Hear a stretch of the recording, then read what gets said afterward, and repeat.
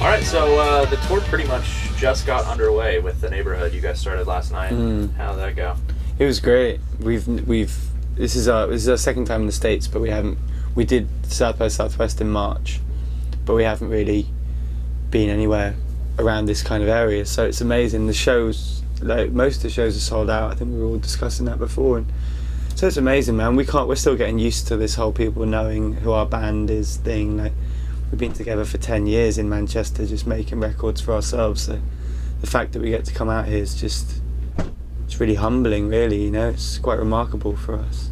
So talk a little bit about the kind of the founding of the band. You guys are from Manchester, which I guess is could be viewed as a little bit of a daunting thing to live up to with bands like the Smiths and Oasis and the whole Factory Records thing. Yeah. How do you guys feel like you are is there something in the water out there that just makes you want to start a band? I don't know, man. It's like this. Manchester's Manchester. I think the music industry want us to be from Manchester a bit more than we are, but the problem is we're actually from Macclesfield, which is where Joy Division's from. So that's kind of worse. So we can't even get away from it. But I don't know. It's weird. There's quite a tribalist attitude to music in Manchester. There's this almost kind of stoic adherence towards past genres or bands. And I think the thing is with our band, I think one of the reasons that we actually got quite a lot of attention is because we've never really worn the Manchester badge of honour, you know? Our geographical location's not a very inspiring thing to us. We'd rather just make our own little world and work in that. So I suppose there's a lot of relevant music coming out of Manchester, but we're not a Manchester band at all. Yeah.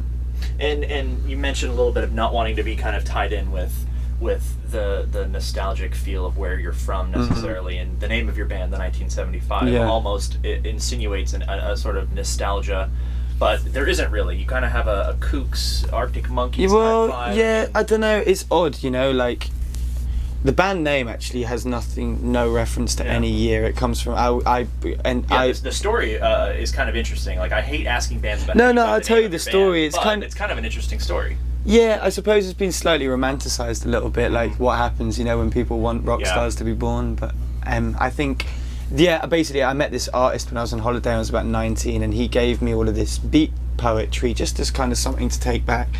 And I was like 19, so I was really impressionable and naive and idealistic. I was like, this is so cool. And one of the books had been like treated as a diary by somebody with loads of notes, loads of odd perspectives and jumping from first to third person, and the notes were dated 1st of June the 1975. And I always thought the use of the word "the" preceding a date was quite interesting, and it just became our name because we never really understood what we wanted to do. But I think musically, like, there's a fair misassumption what our band sounds like because of Sex, the song.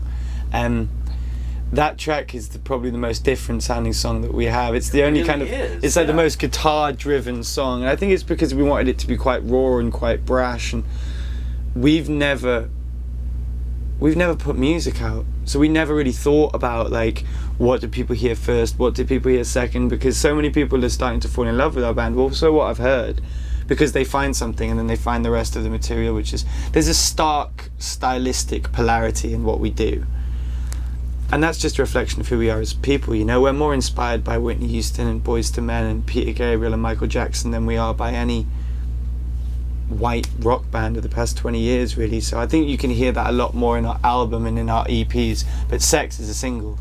That's straight up indie boys. Yeah. You know? It just, you know, that you have to have that one song nowadays to get people interested. Well, it's something like that. I suppose so. I think people kind of liked it. I think the thing is with that song, we didn't even really think about it that much stylistically.